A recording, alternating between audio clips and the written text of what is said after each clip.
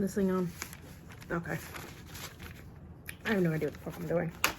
Okay, so I have decided to make a Q&A video for a couple of reasons. One, this will be the first video on my channel. I don't have any other introductive videos. I don't have any other like videos that tell you who I am, what I'm about, what I like, what I do, and really give you some insight as to what this channel is going to be going forward.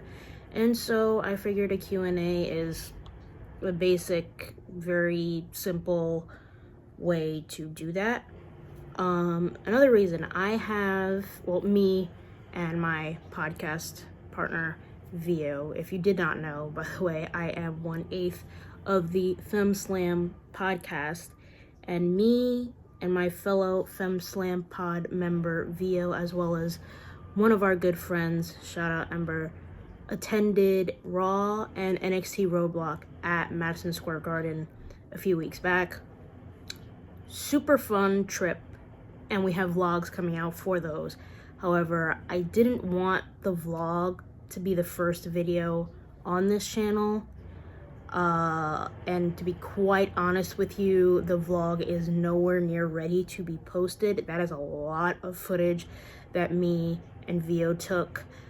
So we've decided that we're going to split it up, where part 1 of the vlog that covers our time for Monday Night Raw is going to be on my channel, and then part 2 you're going to go over to Vio's channel to see the Tuesday that we attended NXT at the theater at Madison Square Garden. But again, I don't know when that's going to be ready, so in the meantime you're going to get this Q&A. I posted a NGL link to my Twitter, or X, and I had a few of my friends and fellow content creators send in some questions. I think I have around 24 here. Yeah, 24 that I'm going to answer for you all today. I have them written down because I saved them on my phone, and then I realized my phone is what I'm going to use to record. So without further ado, here we go. Question 1. What are your 3 goals and aspirations you have for the year? Well, number 1 you're looking at, I wanted to get started actually filming myself for content, getting on camera, putting myself out there on public platforms.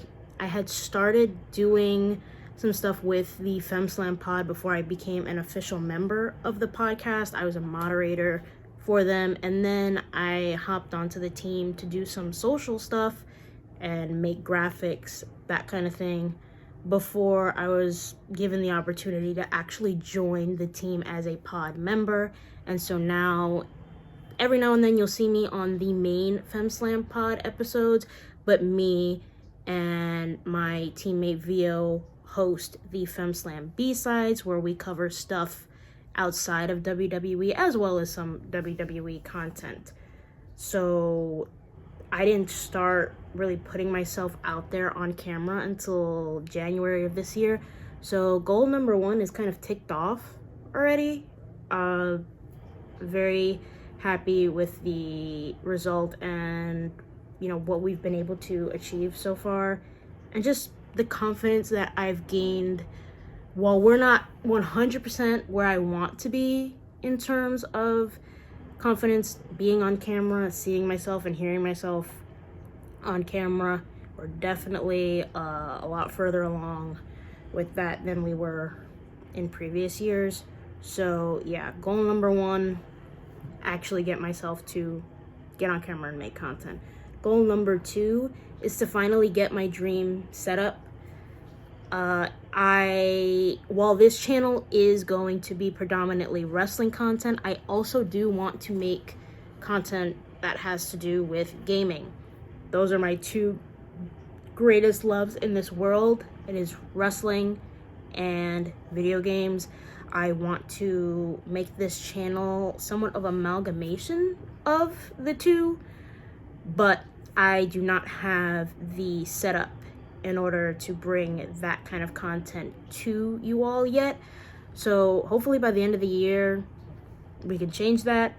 I am in the process of looking some things up, making a list of what I need, how much I need to get it all together, and then inquiring with other streamers who I am friends with that have more experience on where to get started in regards to streaming, what my setup, could look like, and just anything really to get me motivated to actually keep that goal on track to be completed by this year.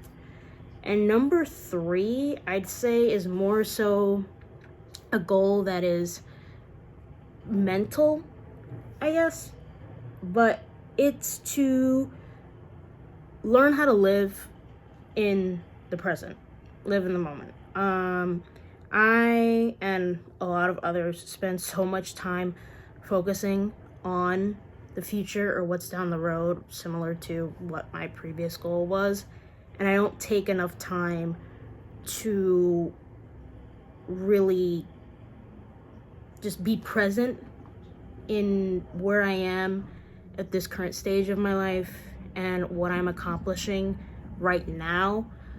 I'm very goal oriented, but I am also very paranoid. I am also someone who is anxious all the time, especially when it comes to thinking about the future. And I want to learn that while it's okay to plan and think about what you want to happen, like for yourself down the line, constantly dwelling over that is not good for anybody. It's certainly not good for me. And I want to learn to stop doing that. It would do wonders for my mental and physical health, and probably enhance the content that I'm making now, instead of me constantly worrying about getting a better setup or anything like that to make content that I would think would be of better quality or anything down the line. We're not there yet. We'll get there. But right now, I want to be happy and appreciative of where I currently am. So, at least in this stage of content creation. So yeah, those are my 3 goals for this year. I think we're on track with those. Number 2, and this is the first wrestling question of the Q&A, and it's, if there was one feud or storyline you could watch for the first time again, what would it be? Without a shadow of a doubt, it would probably be CM Punk, John Cena, summer of 2011, with a bullet. That is probably one of, if not my favorite feud of all time. I have such great memories from that summer in particular, and witnessing the rise of a talent like Punk, who at that time had been my favorite wrestler since I started getting into wrestling. Watching him reach that level of superstardom and really take the wrestling world by storm, I would give anything to experience that for the first time again. I'm also a bit biased, and you'll probably see in, answers to other questions on here. Things that take place during the summer tend to have really great, I tend to have, Jesus, I can't talk today, a lot of really great memories during the summertime, or any feuds that take place during the summer, because my birthday is in the summer. I'm an August baby. So I tend to associate, WWE in the summer, SummerSlam, all that stuff, with my birthday and with a really exciting time for me, especially as a child. So yeah, that was that feud 100%. Not to mention the fact that those two, in my opinion, at least for Punk, right behind Samoa Joe, John Cena is for sure that man's wrestling soulmate in every aspect. Promos, character work, in-ring, those two they're a match made in heaven, and I am super excited for whatever they're sort of setting up as we get further into this year, because it's very clear that the two of them are going to cross paths once again in a one-on-one feud, I believe, and I'm super stoked for that. Number 3 is, what are your top 3 dream feuds for Punk? I am going to... Okay. In order to give, like, a really legit answer here, I'm going to narrow down my options. I'm not going to pick anybody that Punk has already previously feuded with. Obviously, like I just said, I'd love for him to run it back with John one more time. I'd love for him to run it back with Randy, Rock, for reasons. But I'm going to focus on people that he has the opportunity to work with now that he has never worked with, either in the WWE or has never worked with, period. And there are a couple. Number 1, Kevin Owens. Those two have on and off screen animosity, but they also are two of some of my favorite wrestlers of all time, and the fact that they've never been in a ring together, period, is insane to me, because they have been on the same roster in multiple different promotions throughout their respective careers, and they've just never crossed paths in the ring, which is something that up until a few months ago I thought might never happen, just because of whatever tensions there are between the two of them. But then we got a segment with them. I think the Friday right before the Rumble, we got a promo segment with them, and I was like, okay, we might actually be headed towards a Kevin Owens and CM Punk feud. I don't care who's the face or the heel in it. I just want it, period. Number 2, AJ Styles. The two of them have had matches in the past, especially in Ring of Honor. But I want a full-fledged feud. I want multiple matches, at the very least 2 matches between the two of them.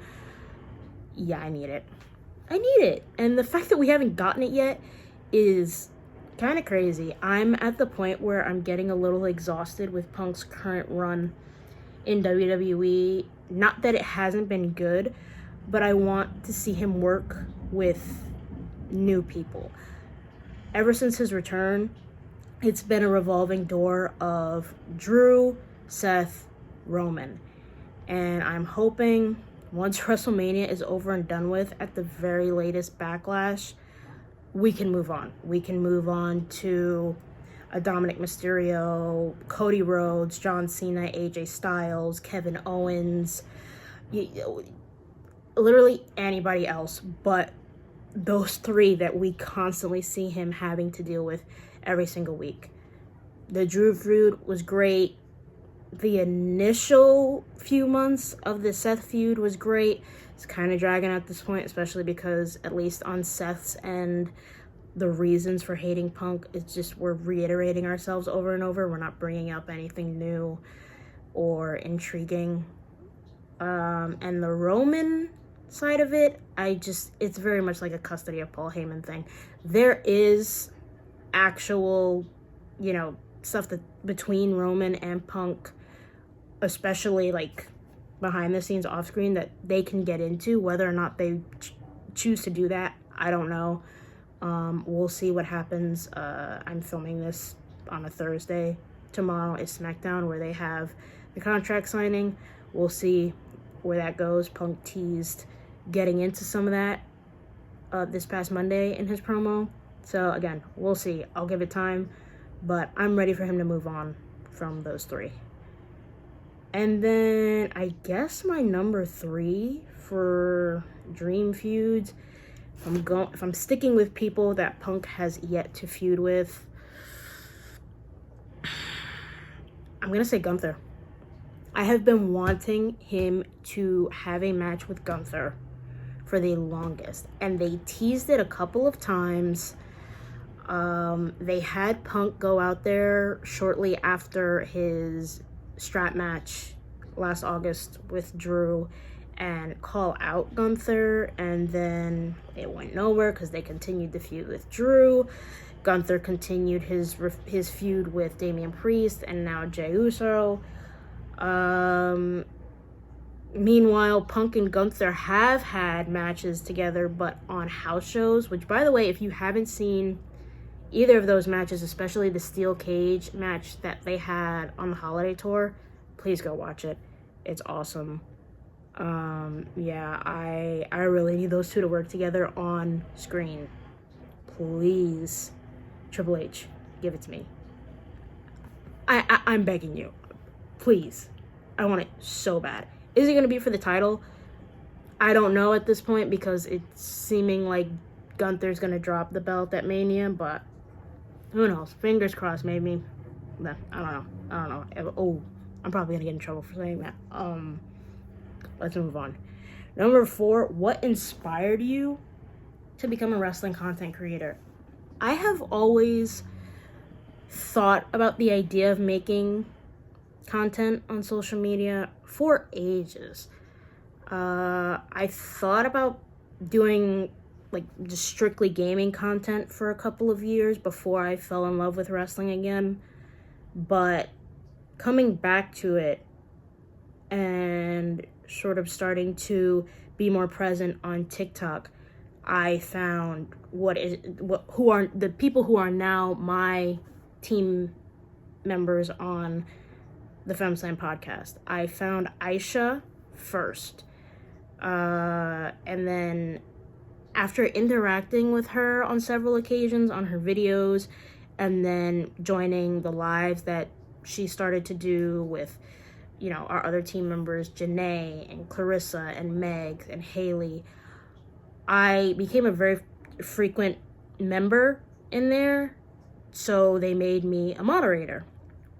Eventually, after interacting with them for so long, they reached out to me to do social media for them when they started to get a tad bit bigger and a little bit more swamped with making content and managing their respective social medias.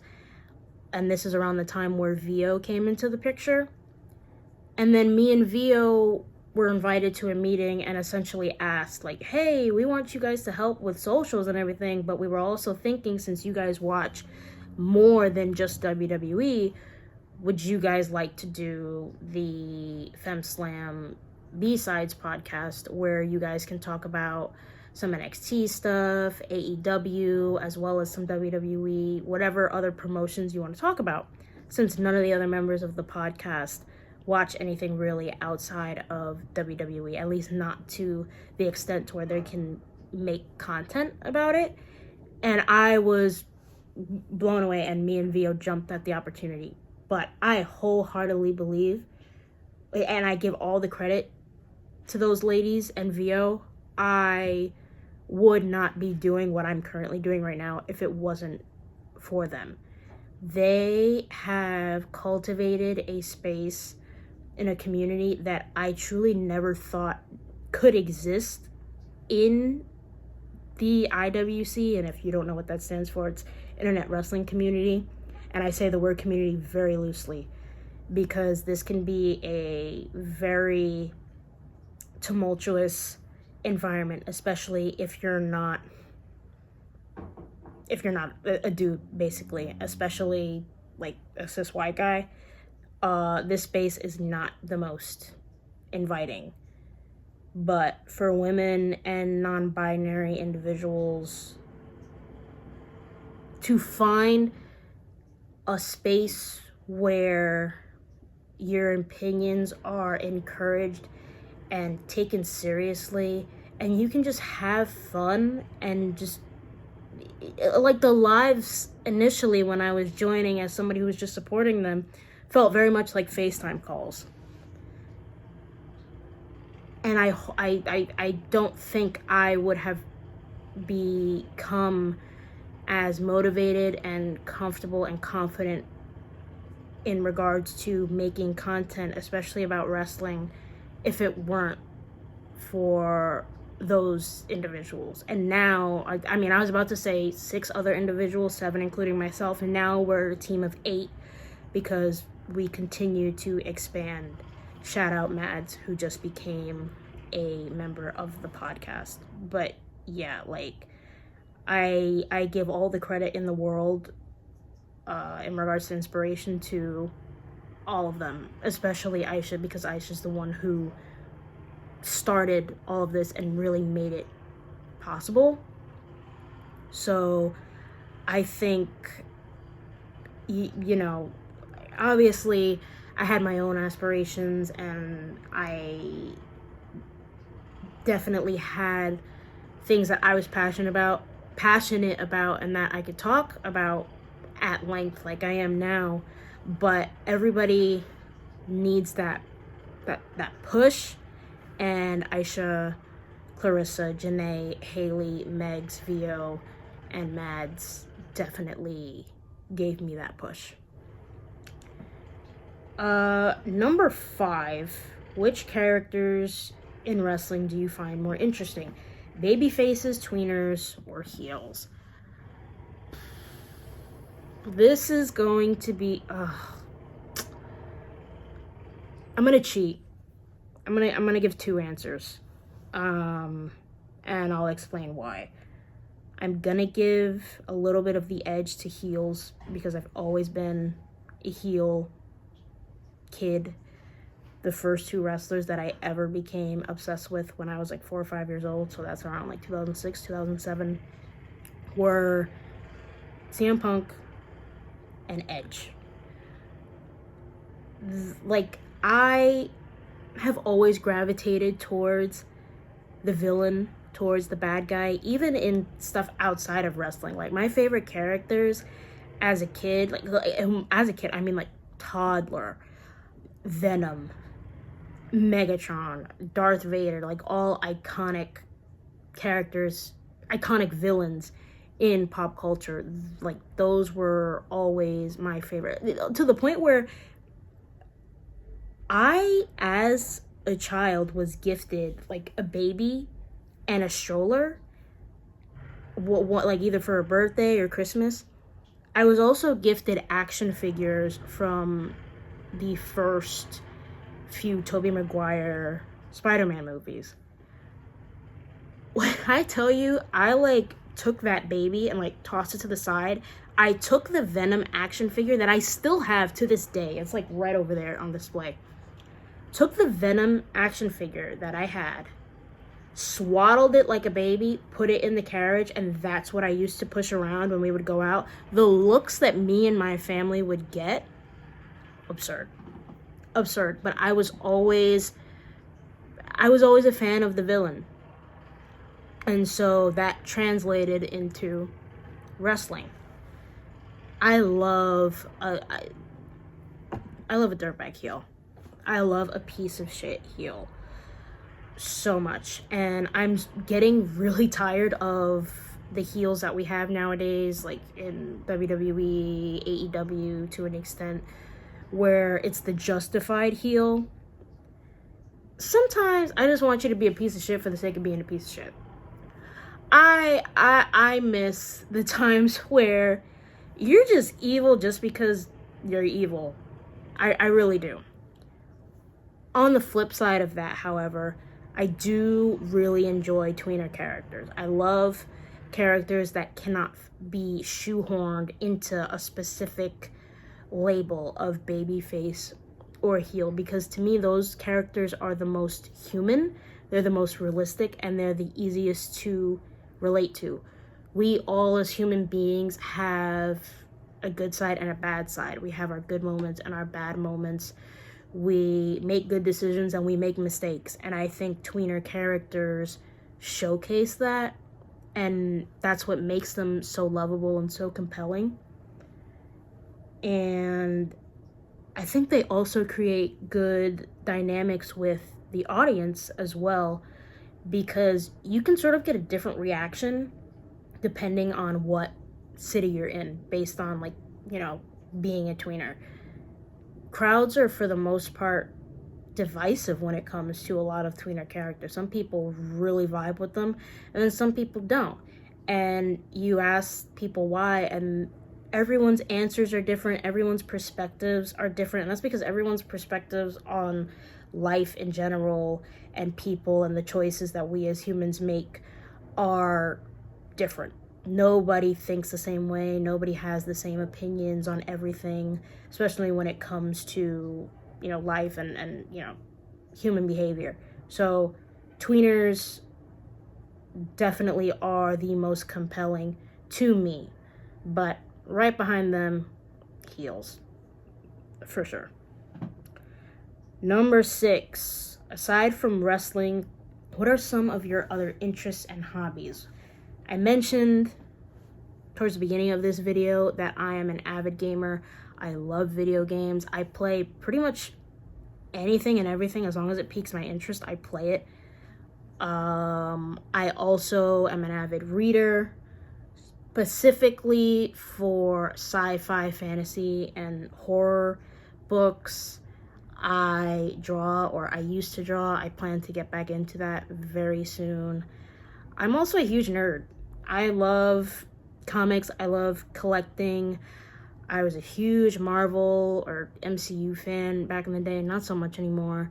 But I'm a huge DC fan as well. I'm a massive Star Wars fan. I don't talk about it now nearly as much as I did a couple years back, but I have always adored Star Wars.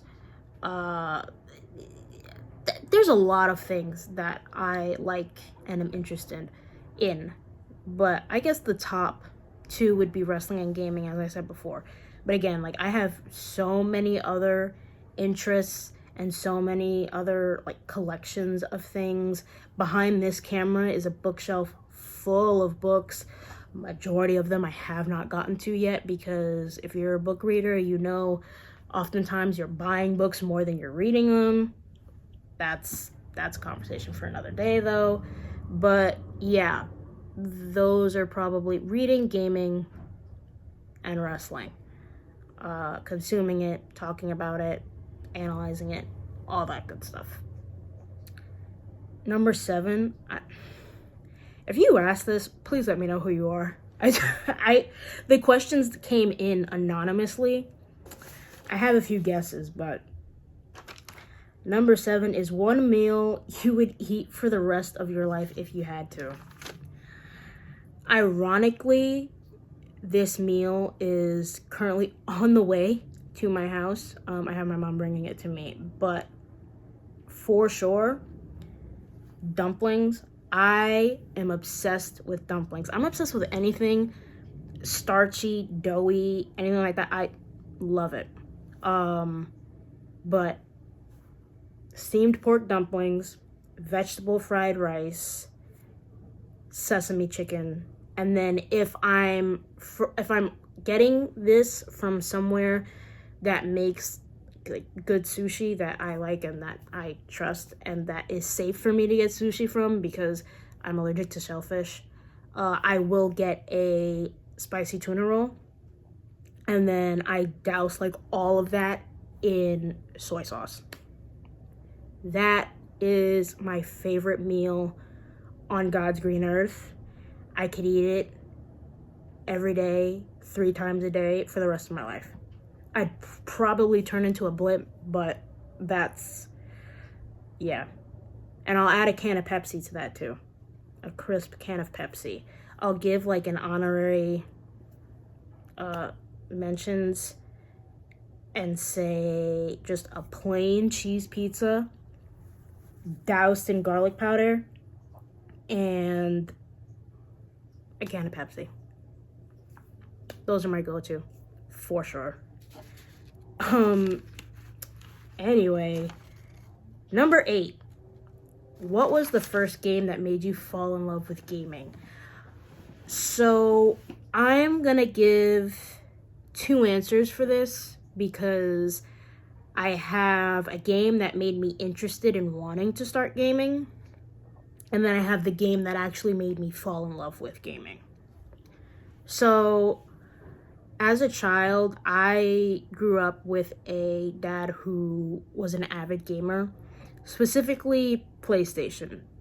This is a PlayStation household, or at least it has predominantly been a PlayStation household up until I became obsessed with gaming and trying games outside of just, the realm of PlayStation. But my dad had a fully functioning PlayStation 1 and PlayStation 2 in the house when I was a baby.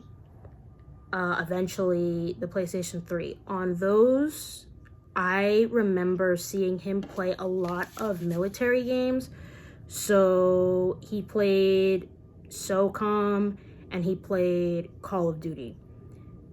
The Call of Duty that I have the earliest memories of watching him play, and I mean watching him play for hours, is Call of Duty Black Ops 1 and 2.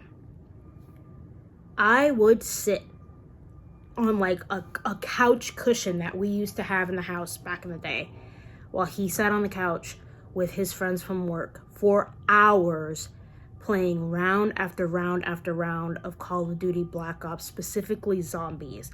I would watch them go to like round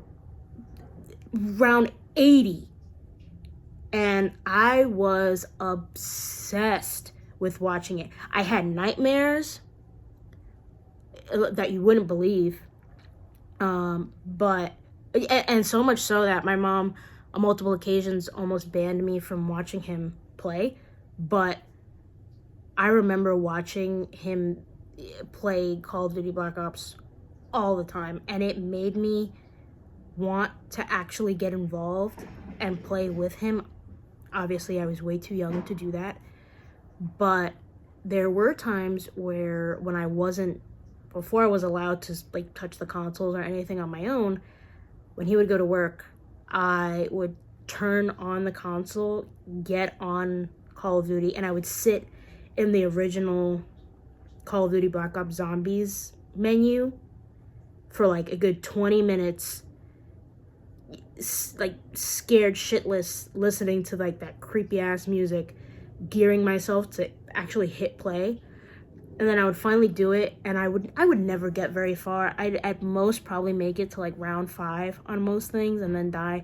But it was me constantly getting on and eventually, forming, the muscle memory, learning how to use the controller, learning, how to get comfortable moving the character, because that's always the first thing that fries anybody when they try to learn how to play a game, or when I'm teaching somebody how to play a game. The motion and camera controls at the same time, it's always a task getting somebody to get a grasp on how to move those properly at the same time, and then gain the proper muscle memory to remember where each button is without having to look for it. But doing that is how I became familiar with the controller, the controls, how the game worked, everything like that. And then eventually, after asking for so many years, I was eventually given the okay to play his games, use his console, with the trust that I took care of everything, because if you're a gamer, shit's expensive. The consoles, the games, the accessories, all the equipment. It's a very expensive hobby to have. And so, understandably, the last thing he wanted was to have his 10-year-old just, using it at, whenever they wanted and not taking care of it, because he's the one that's going to have to pay to replace it.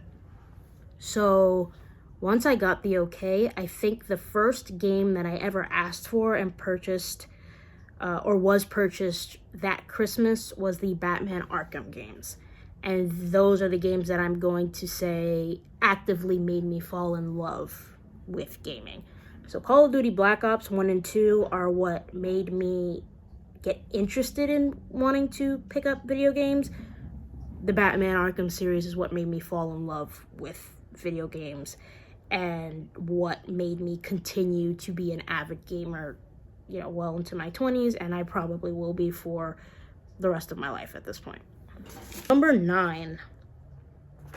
I know exactly who asked this question. And he loves to get on my nerves. Anyway, shout out my brother 215. I'm 99.9% sure this was his question. But anyway. Number 9. If CM Punk never wins another title in WWE, how would that make you feel? Contrary to popular belief, my brother 215, and anyone who knows and interacts with me on the, internet wrestling space, I would not care. I genuinely do not care if Punk wins another title before he hangs up his boots. Would it be nice? Of course. Am I going to root for him? Of course.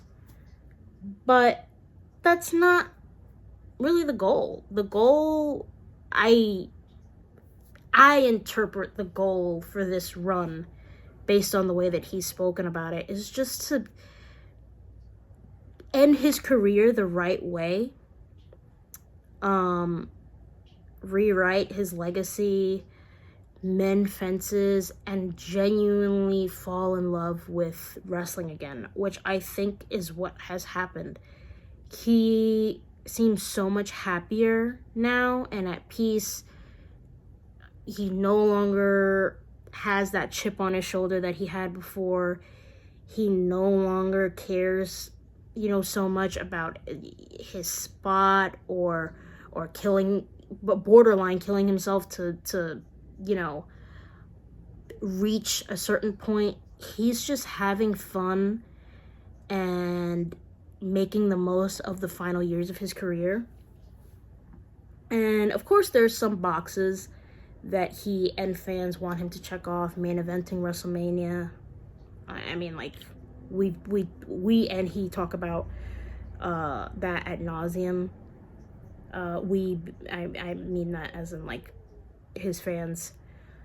But I just want the guy happy, healthy, both mentally and physically.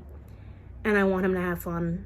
And I want to have fun enjoying this run as long as we have him. I think a lot of people forget, especially for, like, the hardcore CM Punk fans. And by hardcore, I mean the fans who support CM Punk both inside WWE and outside. Wherever CM Punk goes, those fans go. Whatever CM Punk does, those fans consume. And I would consider myself one of those fans. I'm a fan of CM Punk the person, not just CM Punk the wrestler. He comes out with a movie, I watch it. He writes a comic, I buy it. He, his stint with UFC, watched it. AEW, watched it. Anything the man does, I'm there. I'm consuming it. I'm supporting it.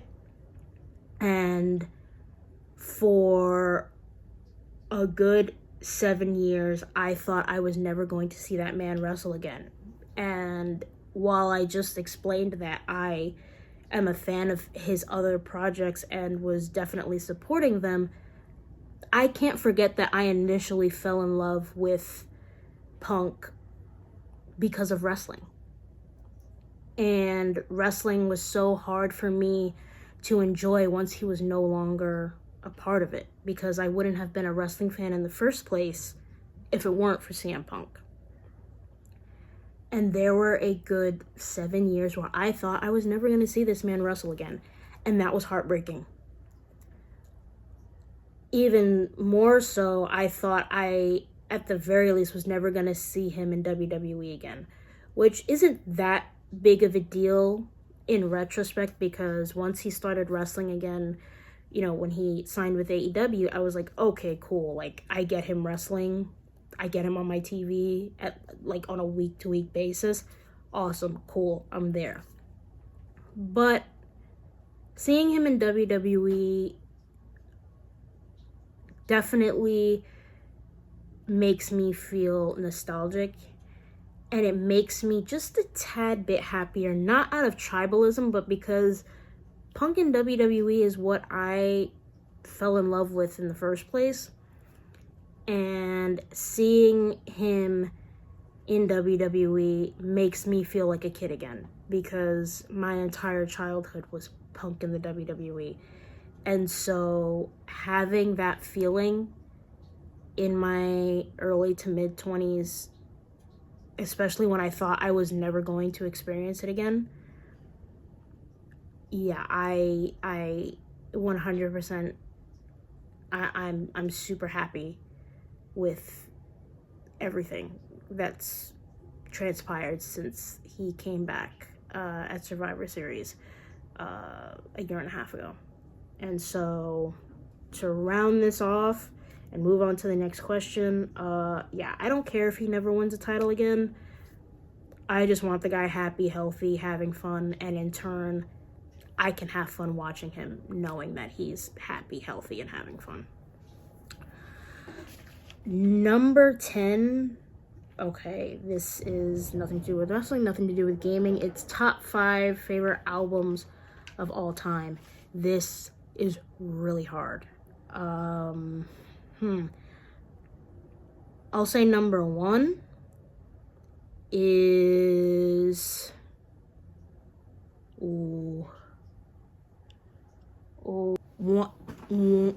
One second. I gotta make sure I'm getting this right, because boy, if I don't, and you would think I'd know, considering it's my favorite, but sometimes a bitch forgets.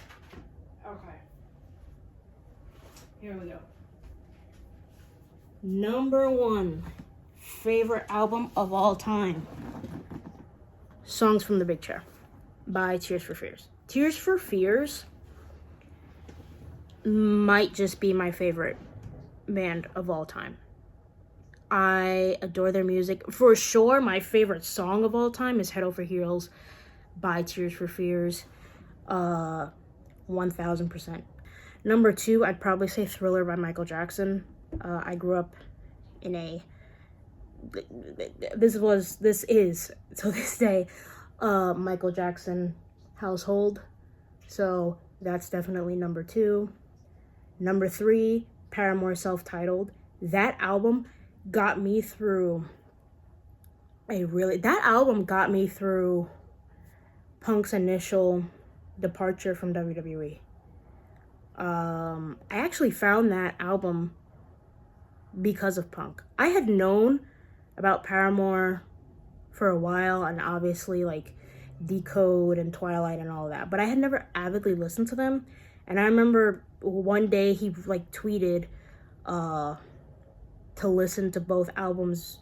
It was a Rancid album and the Paramore Self-Titled, because I think back in 2013 they released on the same day, and he tweeted about it.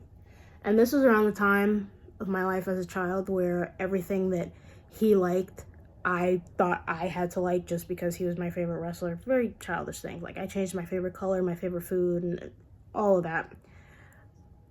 Story for another time.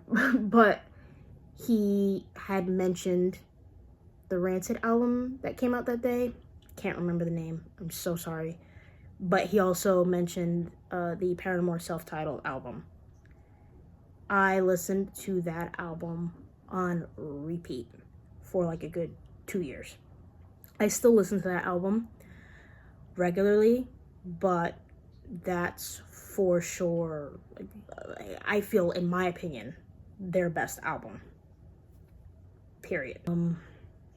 This is really hard. I need to know who asked this question. I wasn't avidly thinking about music when putting this Q&A together, so that's not exactly on the brain at the moment. The Game album by Queen. That's it. That's my number 4. I'm a huge Queen fan. And then number 5, this is a very basic answer, but I don't care. American Idiot by Green Day. That was actually the first CD that I think I was ever gifted. I don't have the initial CD that I was gifted anymore. I lost it in Hurricane Sandy back in 2012. But yeah. I'd have to say that's my number 5. Number 11. If you were to become a wrestler, which company would you want to work for and why? Literally anywhere. becoming a wrestler and actually being successful to the point where you get signed to a major promotion is not easy in the slightest. So anywhere that I was able to work and make a comfortable living would get my money. Obviously, if you think about it, like, the dream would have probably been WWE, just because I grew up watching WWE, and a lot of the people that I grew up watching and idolized are still there and actively training. But literally anywhere. I mean, the wrestling business does not solely revolve around the WWE anymore. Like, there's so many other great places to work and perfect your craft. And like I said, it's not easy to make it in this business at all. So literally anywhere that I was able to work and make a comfortable living, and, you know, granted, you know, I'm happy there, I'd go. Number 12, other than wrestling, what else are you passionate about? As I said in like 2 other questions, gaming, 100%. I really am excited to bring gaming content onto this channel and wherever else I decide to stream. Probably, most likely Twitch would be where I do a lot of streaming, and then I decide whether or not I want to do Let's Plays on YouTube if anybody would be interested. But yeah, for sure, it's gaming. It's always gaming. Number 13, list your top 5 favorite horror movies. I feel like, you know what, I'm not even gonna guess who sent it, because I could be very wrong. But top 5 favorite horror movies, number 1 I'm wearing right now. It is John Carpenter's Halloween, 1978, the original Halloween. I adore this movie. This movie is fall and Halloween, the holiday encapsulated. I could write poetry about this movie. I was shown it for the first time very young, probably well before I was technically old enough to be watching it. But I fell in love with it. I fell in love with the Halloween franchise. Yes, there are some hits, there are some misses. There's probably more misses than hits if I really think about every single Halloween installment. But the first Halloween has a special place in my heart. Number 2, The Shining. I adore that movie. I know it's a horror classic, but I also know a lot of people who say that it's very boring or it's too long. I don't get that at all. And I say this as somebody who has read the book as well. I love that movie. Is it different from the book? Yeah, but I love them both for different reasons. I love how unsettling the movie is. I love how you slowly but surely see, in, you know, not so nice terms, shit hit the fan. It's a very slow, methodic, gradual build, but I love horror like that. Probably the most recent movie that I can compare would be Hereditary, in regards to the initial first hour or so, you not really understanding what makes this horror, and then when it when the dots finally start to get connected and you really start to see how everything's unfolding, and then it hits you like, oh, okay, yeah, that's fucked. Yeah, I adore The Shining, 100%. Number 3, Psycho. This is a movie that genuinely scared the shit out of me as a child, to the point where I could not take a shower without the curtain wide open and like the door open in the house. And I would not take a shower if there was nobody like in the house or nobody up and about. Like if one of my parents were sleeping or anything like that, like no, you have to be up, you have to be like moving around. Otherwise not doing it. I later on in life finally got the nerve to sit down and watch it again, and recently I watched it for a film class that I was taking, and I had to actually like pick apart and analyze this movie. It's masterful filmmaking. Alfred Hitchcock was definitely ahead of his time, in my opinion. There's so many movies of his that I adore. Psycho is definitely my favorite out of all of his movies. It's my favorite Alfred Hitchcock movie, and it's my top 3 horror movies of all time. Yes, it's black and white. Yes, it's from ages ago. I don't care. I highly encourage anybody my age or younger, don't write off movies or horror movies just because they're like, not current or modern. Please watch and appreciate and enjoy older films, especially horror films. There are some fantastic ones out there, Psycho being one of them. Number 4, I'm gonna say Alien. Probably my favorite subgenre of horror is sci-fi horror. Anything to do with aliens or extraterrestrial or other dimensional like characters or creatures, I love. Some other examples of those films that I personally love: Super 8, Cloverfield. That's one of the reasons I fell in love with the initial seasons of Stranger Things. Nope. Jordan Peele's Nope. That's another one. I love horror that revolves around aliens or space or anything like that. So Ridley Scott's first Alien movie 100% makes the list. I know there's an argument by a lot of Alien fans that Alien 2 is even better. I like Alien 2, but nothing's gonna beat the first Alien for me. For me. That's your opinion. Okay, but number 5.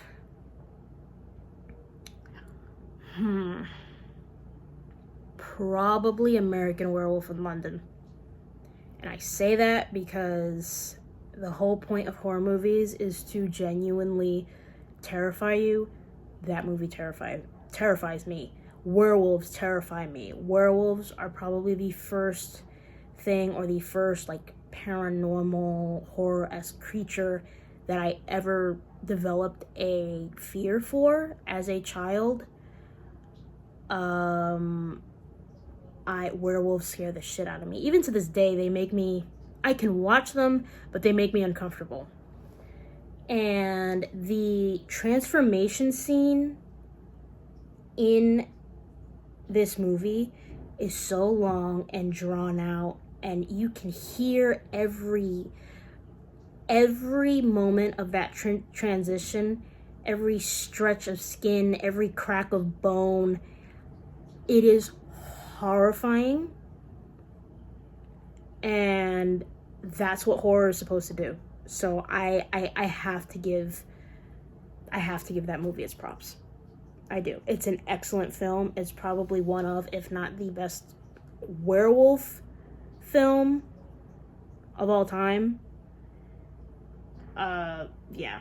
So that's that for horror movies. I'm getting a little spooked talking about it in that much detail. Back to wrestling. Number 14, 5 dream matches that you would love to see. I'm gonna focus on matches that are dream matches of mine that I still might get. I'm not gonna focus on dream matches that are like not gonna happen. Like probably 10 years ago, I would have told you CM Punk and Stone Cold Steve Austin, but that ain't happening. anymore. Dream matches that you would love to see now. Bouncing off of the earlier question of dream matches for Punk, I'd say Gunther and CM Punk, but on, actually on television, on a bigger scale. I would say, AJ Lee and Roxanne Perez. Is AJ Lee coming back? I don't know. If she doesn't, totally respect that, because I support AJ Mendez outside of, anything like wrestling related, her books, her comics, anything she does, like as a producer, film. She has a film that she worked on and briefly starred in that's coming out very soon called Sacramento. Actually, it might be out now. I have to check back on that. But I have always supported AJ in everything. So if she never comes back to wrestling, I'm not one of those people who's like, I only like her if she's wrestling. But if she was to get the itch again and come back, her versus Roxanne is at the top of my list. And I know it would mean everything to Roxanne, because she has said multiple times that AJ is her number one inspiration for wanting to probably become a wrestler outside of her, story of her seeing The Rock on television. And she said multiple times that's her number one dream match. That's somebody that she kind of refuses to retire until she wrestles. So that's definitely one. Number 3, probably, oh wow.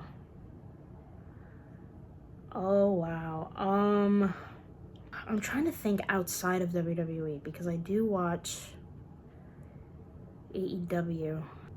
Oh, but Kenny and Ospreay,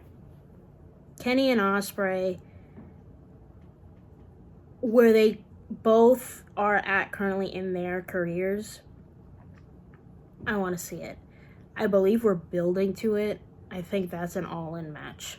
Whether it be this year or next year, we're definitely working our way up. Right now, they're like, buddy, that shit ain't gonna last. Sorry, Mads. My friend Mads is a huge Will Ospreay fan, and also a pretty big Kenny fan. And I know that eventual friendship breakup is going to be devastating for her. But in order for me to get my match, it kind of has to happen. Sorry. Oh, another one. And one-on-one, because we're getting a tag match next week on Dynamite. But Willow and Marina. Give it to me. One-on-one. Give it to me. It might actually, I feel like it might happen at Dynasty, which is so frustrating to me, because I was this close to going to Dynasty, because Dynasty is in Philly and VO is in Philly. I'm in New York. That would not have been that crazy of a trip, and the tickets are actually very affordable. But given our most recent trip to Raw and NXT, we're not going to be able to swing it. So if that match happens at Dynasty, I'm going to be a little salty about it. But nonetheless, I want the match. So give it to me. And lastly, for number 5, I'm going to say Cody Rhodes and Randy Orton. We as fans have been wanting that match for a long time, especially given the history between those two. It seems like, or it has seemed on multiple occasions, that that's what we were building to, but then both parties get wrapped up in something else. So, and they're both uber baby faces right now. So we shall see, hopefully sometime soon, but I very much do want that match. please. Triple H. Give it to me. Number 15. This is so, like, this question hurts my heart. I know exactly who asked it as well, because when I initially got the question, I said, like, whoever asked this, show yourself. But number 15 is, let's say hypothetically Punk was to retire next year. How would you plan out his final year booking wise? And they noted that John Cena's current retirement run was the inspiration for this question. If Punk were to retire at the end of next year, I would plan out his final run probably going through a lot of the men that I mentioned. Just having the most fun possible, getting good matches that, you know, are either callbacks to past feuds that he's had, as well as mixing in a lot of talent that he never got the chance to work with, as well as some talent that are new and up and coming. I definitely have him do a run in NXT with Ethan Page, because they set up very well there being animosity between the two of them. The last time those two encountered each other, Punk GTS'd Ethan Page shortly after he lost his match against Trick Williams that Punk was the referee for. And so I would definitely have him do a short stint there, similar to Becky Lynch having a short stint with Tiffany Stratton and Lyra in NXT this past year. I, again, have him do programs on television programs with Cody Rhodes, Gunther, AJ Styles, Kevin Owens. I would have him do another program with John during this upcoming summer to lead into the 2-night SummerSlam, the first ever 2-night SummerSlam, which, fingers crossed, I will be at, because they're going to be in Jersey. And I would book that feud, like, I mean, it seems like that's going to be the case, but current heel John Cena, babyface Punk, which is the exact opposite of what it was back in the day when it was a heel Punk versus a babyface John Cena. I would love that. And ultimately, because of John Cena's connection to The Rock, I would like to see Punk and Rock run it back and right some wrongs from 10, 12 years ago. The idea of CM Punk pinning The Rock, that makes me slap my arm. A title run could be in there. It doesn't have to be. But honestly, I just want, you know, some nostalgia moments, some moments where he's interacting with people he's never interacted with in the ring before, and then getting the chance to see him elevate and set up some new talent for the future by giving them some really awesome feuds. Next, we have, who are your favorite gaming streamers and what is your favorite game to play? So this is a two-part question. Favorite gaming streamers have always been Markiplier, Burleezy, Ethan Nestor, formerly Correct Gameplays, Corey Kenshin, when he makes videos. I was always a huge Dashi fan as a kid. In recent years, I have totally fell in love with Julian Solomita and his channel. I adore his videos. Even the non-gaming ones. Like, he has a cooking series on his channel, which is very helpful to me because he is vegan and gluten-free. I've been trying to stick to a gluten-free diet for a couple of years now. I've failed at it numerous times, but he has some really cool recipes for vegan and gluten-free stuff. But yeah, he's another streamer that I really fell in love with recently. I'm trying to think, who else? Am I missing somebody? I don't think I am. Oh, Rune B is another person, another individual that I fallen in love with their channel. Meg Mage is another.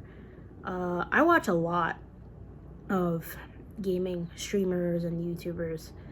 A lot that I grew up watching and a lot that I've found over the last like 3 years or so. A lot of them during COVID because there was nothing else to do during that time but sit and couch rot.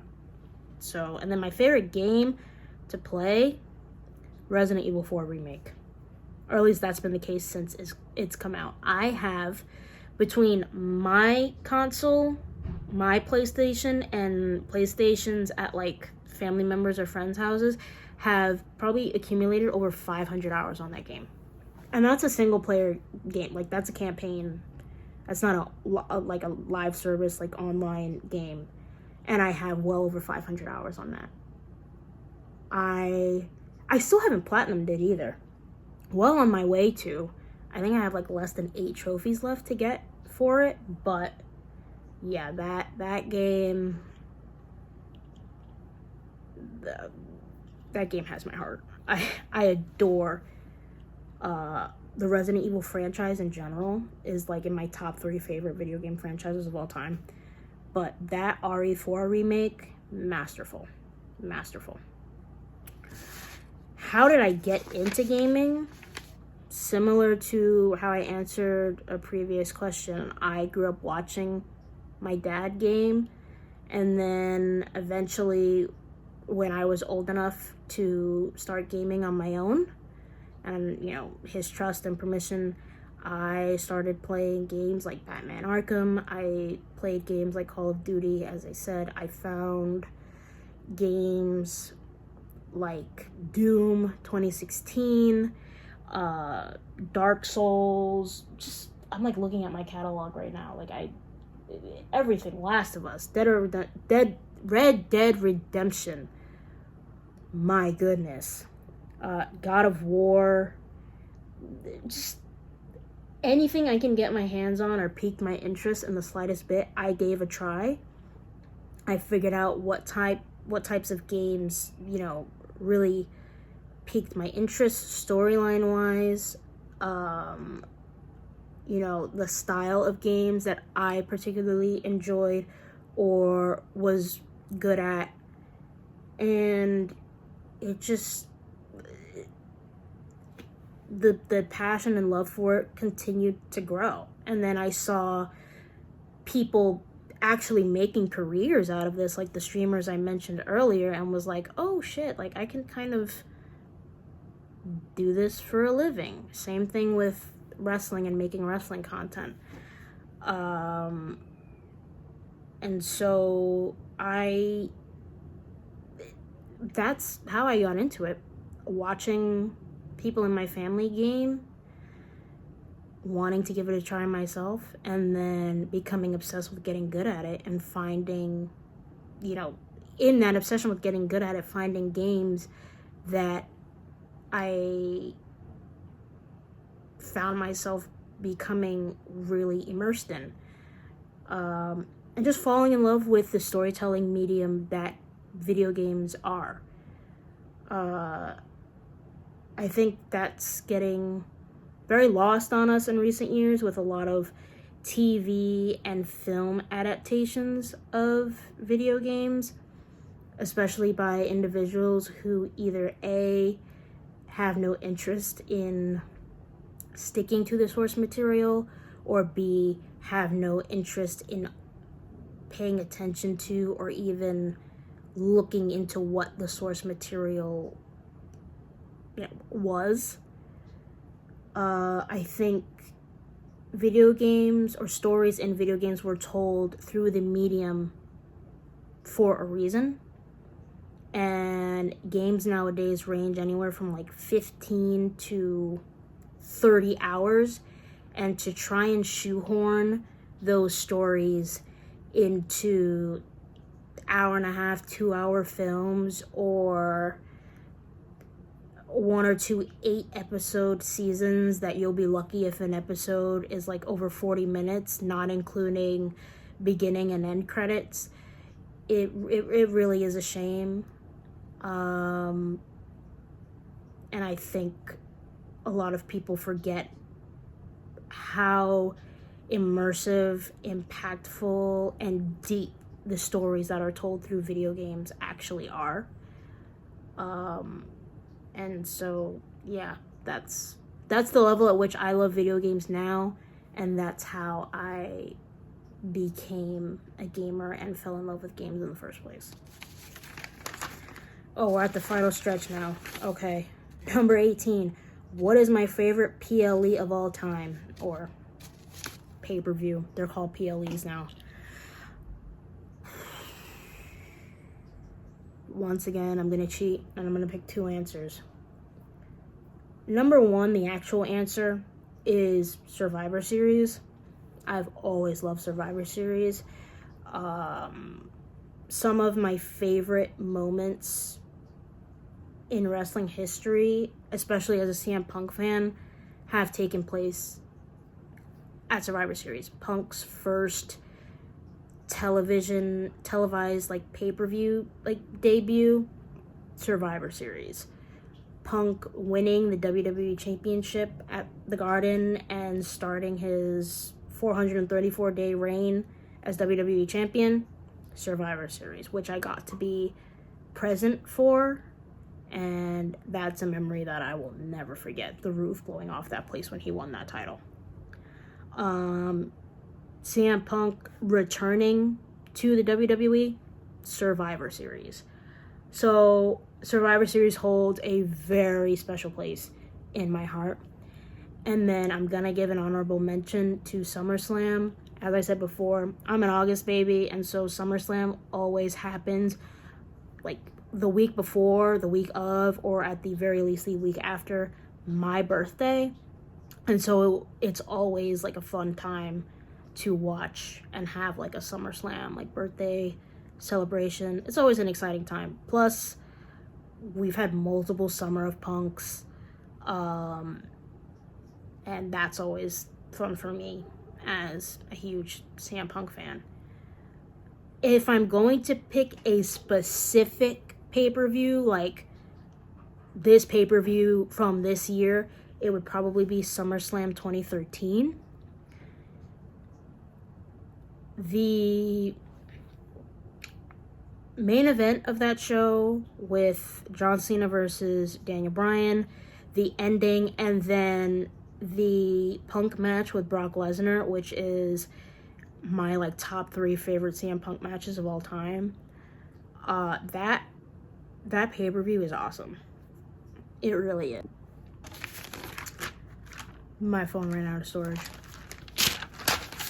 But anyways, yeah, I was finishing off answering number 18, which was favorite PLE, Survivor Series, honorable mention, SummerSlam. Moving on. Number 19, any games coming out that you're looking forward to? A ton. And then there's games that have come out that I'm looking forward to finally getting to play that I haven't played yet. Games that are on the way out, there is a game that's an Xbox exclusive called South of Midnight that is coming out in April. It looks really cool. I love the art style. I love all the trailers that I've seen so far, so I'm very excited for that game. I'm excited for the new Doom game. I forgot what the title is, but believe me, I am excited. I still have yet to play Doom Eternal, which is insane, but I did play Doom 2016, and then I replayed it during COVID, And so I very much want to play Doom Eternal and then play the new one that's coming out very soon. What else? The Wolverine game, which I don't know when the hell that's coming out, but I'm excited nonetheless. I hope it doesn't get canceled or anything like that, because there's a game that just got canceled. I believe it's that Wonder Woman game. And that's why I can never get fully excited when they do PlayStation Directs or like Xbox Lives where they announce all the new games they have, set up to come out, because then half of them get canceled. Like, they brought up doing a Knights of the Republic remake back in, 2021? I don't even think that's happening anymore. So, yeah. But the Wolverine game is another game I'm very excited for, if it even is still happening. Games that I am excited to play that have been out for a while that I haven't gotten the chance to get to yet. Stellar Blade. I've been hyped for that game ever since it was first announced. I think it was under the name Project Eve, but super excited for that. Baldur's Gate 3. I have wanted Baldur's Gate 3 for 2 years now. Need to get my hands on it. I know you can only get it on console digitally, so I recently just got 2 terabytes of storage put into my PlayStation, so best believe I am downloading that soon. Whether or not I make content on it, I don't know. It's a very long game, and that would be a very long series that I would have to commit to. We shall see. But yeah, I think that's it for. I keep looking over here because this is where all my games are. But yeah, those are some of the games that I'm very much looking forward to. Next, I have top 5 favorite games of all time. Oh. Resident Evil 4, and I'm including the original and the remake together as one answer. Argue with your mom. I'm not sitting here for another 30 minutes trying to figure out whether or not to include the original or the remake. And I can't include both because then I have to take a different game off of this top 5, and you're not putting me through that. So, Resident Evil 4 as a whole, remake and original included, number 1. Number 2, Call of Duty Black Ops 2. I've explained earlier on in this video why that game means so much to me. Number 3, Uncharted 4. I love the Uncharted series so much. Is that in my top 3 of video game franchises? It just might be. I adore that franchise and its characters so much. And if you were to ask me what's a game I wish I could play for the first time again, my answer would immediately be Uncharted 4. Adore that game. Number 4, I'm gonna get pushback for this. Argue with your mom, not me. Batman Arkham Origins. That is deemed by many the black sheep of the Arkham franchise. Some people try to argue that it's not even a part of the trilogy. It is referenced specifically on multiple occasions in Arkham Knight. It is a part of the series. They just don't release it in those trilogy packages because it was made by Warner Brothers Montreal instead of Rocksteady like the other games. But it is a part of the series. Arkham Origins Erasure, I will not stand for it. I won't even stand for slander. That game is my favorite out of all of them. It has the best boss fights, it has the best cinematics, in my opinion, the best story. I adore that game. And the atmosphere, that is a Christmas game. That is a must-play every Christmas. Every December, that game is on. It's on rotation. I don't understand why it gets the hate that it gets. It has some glitches here and there, but none of them to this day are game breaking, at least for me. I really want them to either remaster or remake that. They've remastered all the other games in that series. Please remaster Arkham Origins, because it's a headache to be able to still play it to this day. You either need a PlayStation Plus or PlayStation Now subscription, or you need to have it for the Xbox. So please remaster Arkham Origins. I'm making a petition. Please. I love that game. I will not accept any slander for it. Number 5, Bloodborne. Out of all of the FromSoft games, Souls-like game, like, Bloodborne is the top of the top of the line. Gameplay, the atmosphere. Oh, I love that game so much.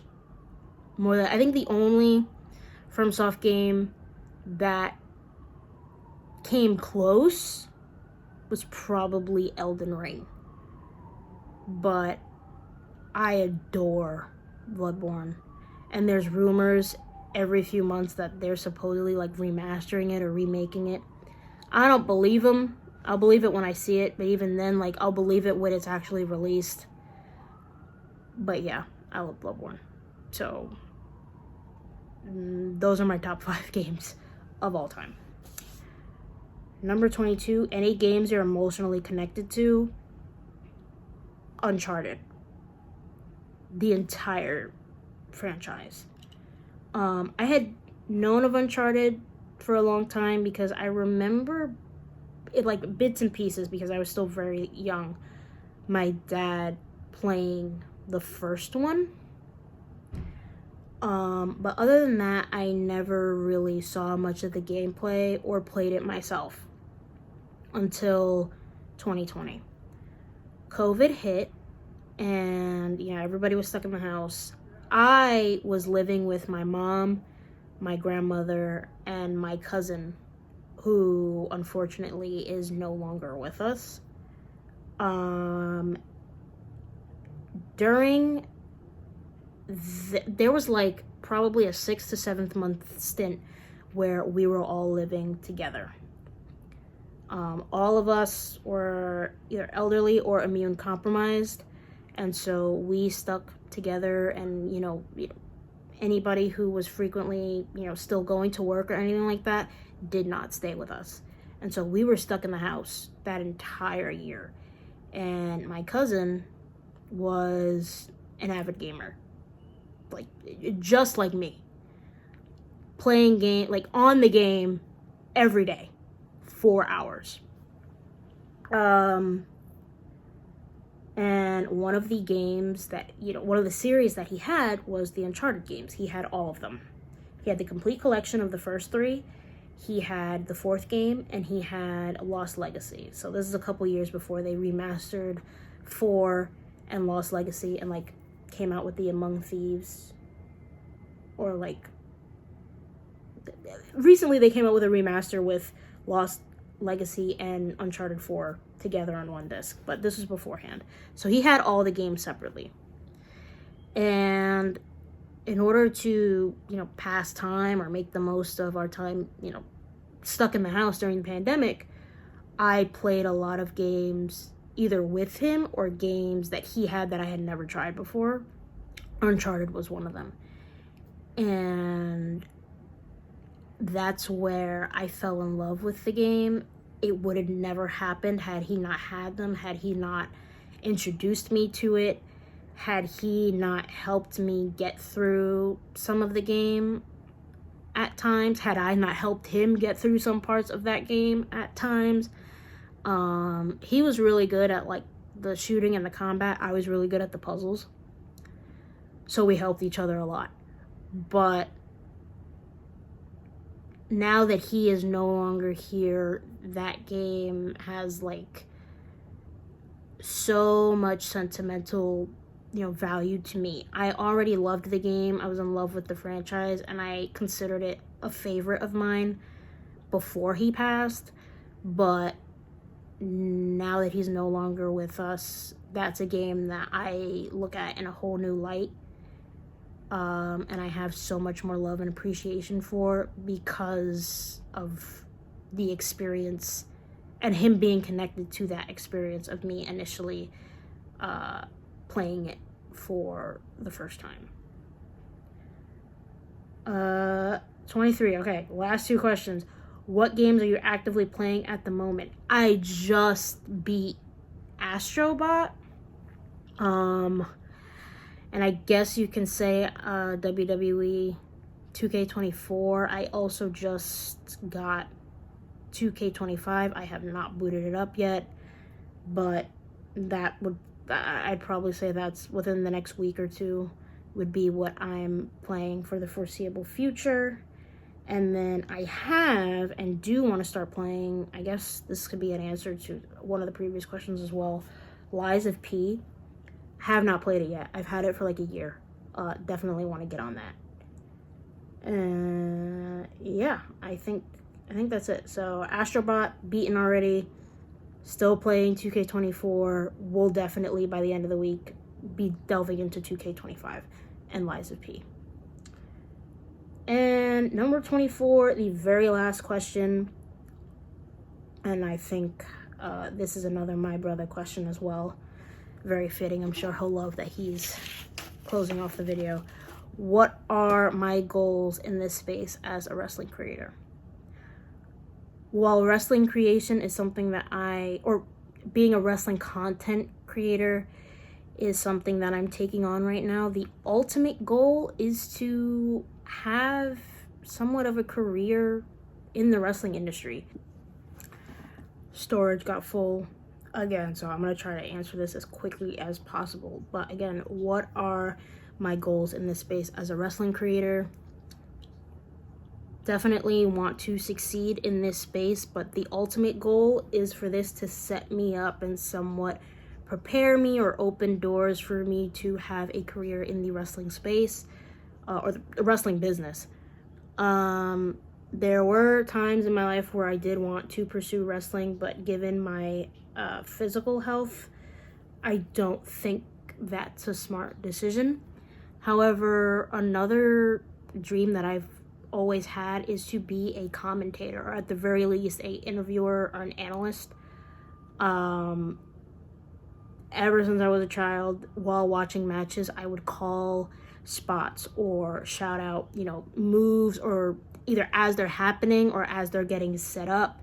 And I would always have people around me saying, like, how do you remember all of that? Or how do you remember, the names of all these moves and such? Or how do you remember, each individual wrestler's, I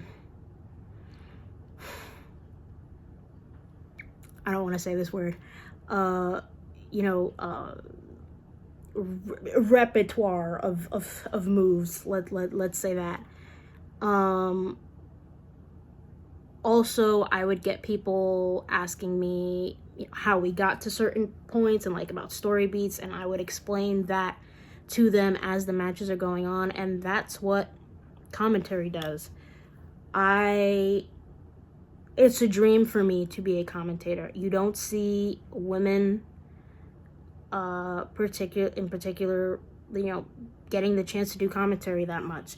And I would like to change that. There are instances where a woman has been on commentary. Renee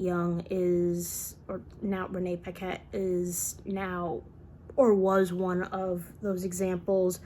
As for like interviewers, analysts, you have Jackie Redmond, Kathy Kelly, Kayla Braxton was with the WWE for some time. Megan Moran is an analyst for WWE. So the landscape has changed for the wrestling business, and a lot more women are getting those, are being seen in those roles. I would like to be one of them. I would like to very much be a commentator, play-by-play wrestling commentator, specifically.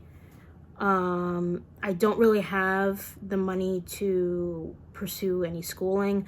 I was inquiring or looking into a school not far from me that, you know, has a broadcasting major, or, you know, communications and specifically sports broadcasting, but I don't have the money at the moment to do that, so I'm taking other avenues, becoming a wrestling creator and making a name for myself in this space being one of the ways that I am trying to do that. So fingers crossed we can get there one day. But as far as like goals for wrestling content creation or content creation in general, just making this, you know, a channel for wrestling and gaming, you know, that I'm proud of and that other people can feel they can come to in a time where they need something to, you know, enjoy or learn more about what they're passionate about, and then,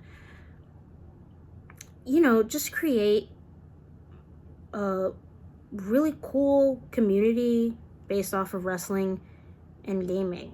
I hope that what me and my podcast members have done to cultivate a really awesome community, you know, continues to translate as we continue to grow in this space. But I just want to have fun and